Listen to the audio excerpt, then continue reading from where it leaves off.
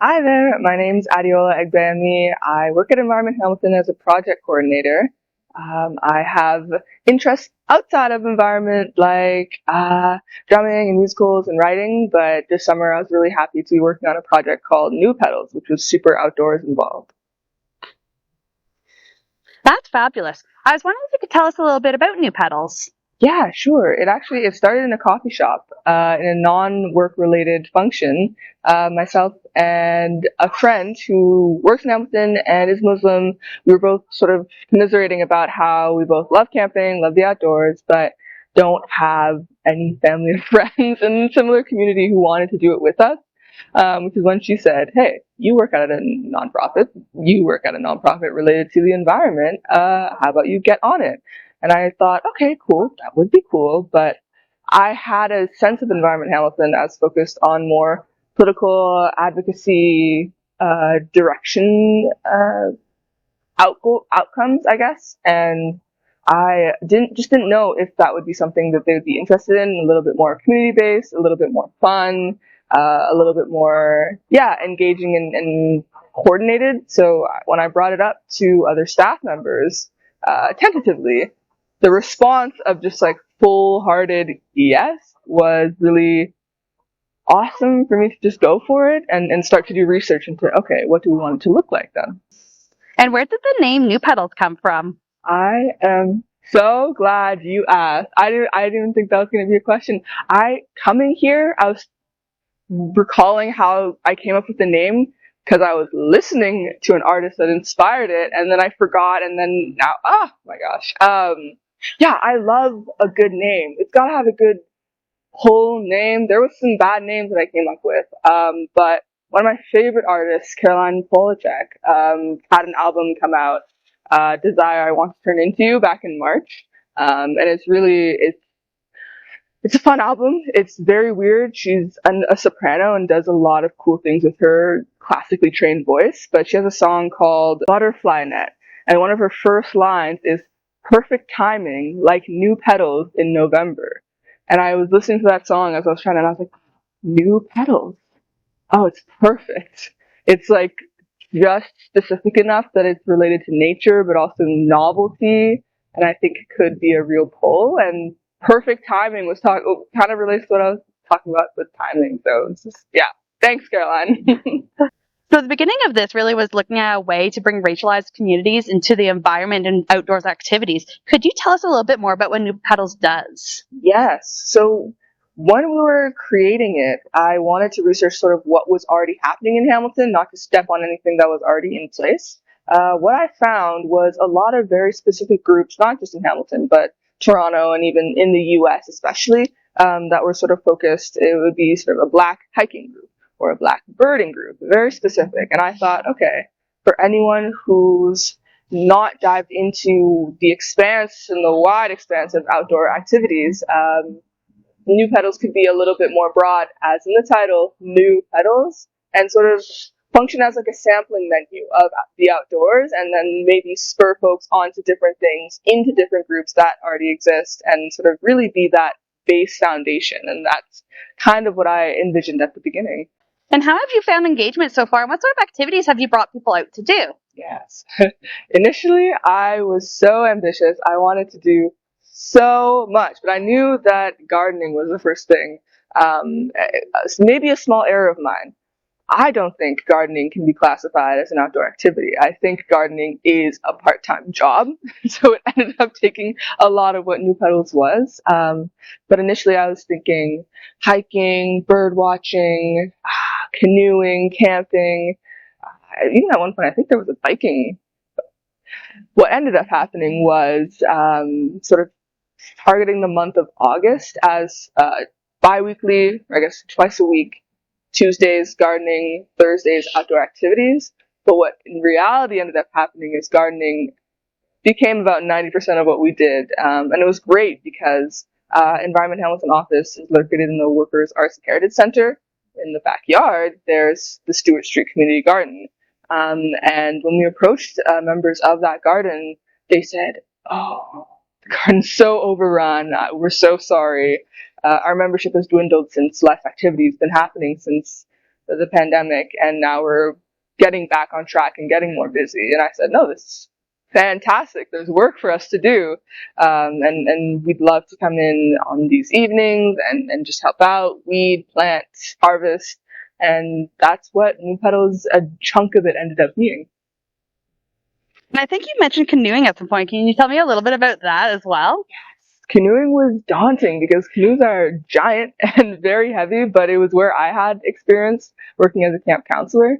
And I also should mention that we ended up partnering with the Hamilton Center for Civic Inclusion. I was working with Kubra, my co-manager on this project, just as very aware of how Environment Hamilton's audience could be less targeted to what we wanted to reach, and HCCI could help us reach the folks, the people of color that we wanted to reach.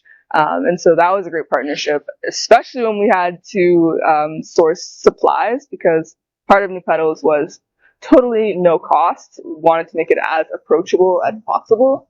So the canoeing part, it really felt like we rallied the urban canoeing community of Hamilton as, okay, we had Matt Thompson, from the Beasley area who supplied us with 2 canoes. We had Rabbi David supply us with another canoe, and then we had, people posting on Facebook groups and Instagram, hey, does anyone have a canoe that we can pick up?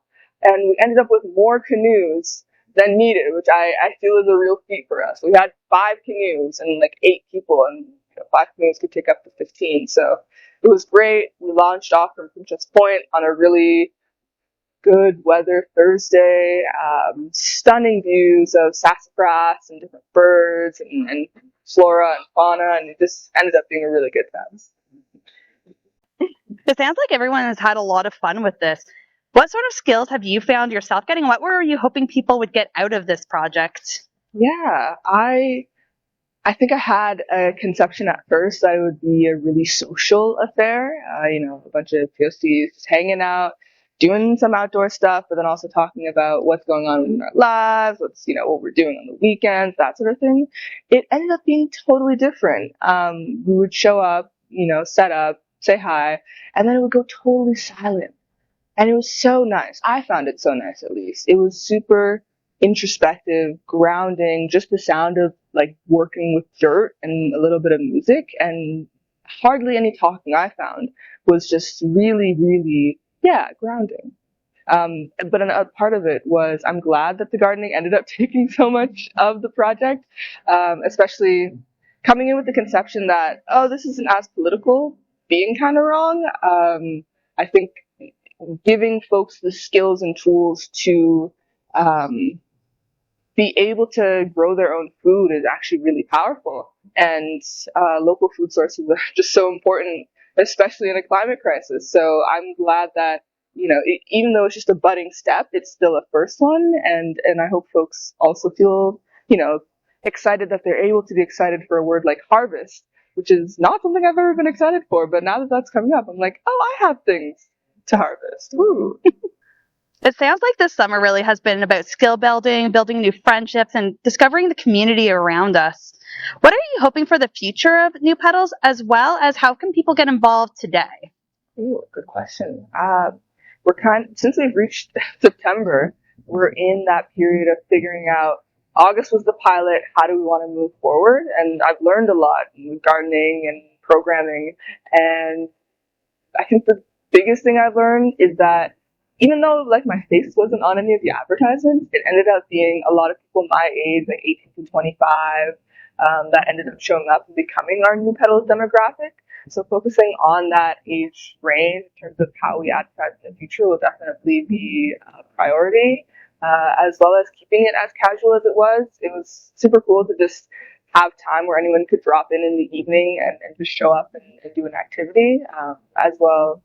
Trying to keep that and transfer that casualness to what you guys want to see. Which activities did you like? Which did you were able to do?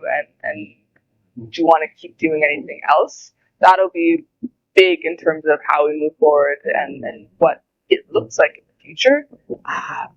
No, it was really, really fun.